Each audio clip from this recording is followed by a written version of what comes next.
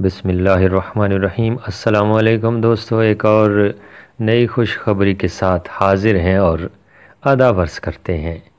دوستو، خوشخبری یہ ہے کہ وفاقی وزیر تعلیم شفقت محمود نے ایک ٹویٹ کے ذریعے پیغام دیا ہے کہ نویں اور گیارہویں کے امتحانات مقررہ شیڈول کے مطابق ہوں گے، اور یہ پیغام انہوں نے 5 مئی کے ایک ٹویٹ میں دیا ہے، اور اس پیغام کے بعد طلباء اور والدین میں خوشی کی لہر دوڑ گئی ہے کہ حقدار کو اس کا حق ملے گا اور بغیر امتحان کے کوئی بھی طالب علم پاس نہیں کیا جائے گا۔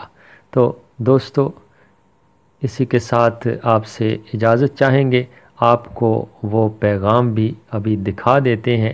ایک گزارش کرنی ہے کہ اگر آپ نے ابھی تک میرا چینل سبسکرائب نہیں کیا تو ضرور سبسکرائب کیجئے اور گھنٹی کے نشان کو دبانا نہ بھولیے گا، تاکہ میری ہر آنے والی ویڈیو آپ تک پہنچ سکے۔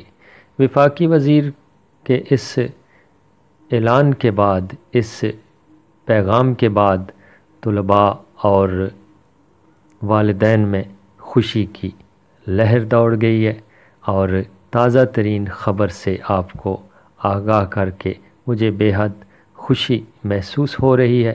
یقیناً طلباء اور اساتذہ اور والدین یہ تینوں بہت خوش ہوں گے کہ طلباء اور طالبات نے جو محنت کی ہے اس کے مطابق انہیں پھل ملے گا۔ تو پیارے دوستو، میرے چینل کو ضرور سبسکرائب کیجئے تاکہ میری ہر آنے والی ویڈیو آپ تک پہنچ سکے۔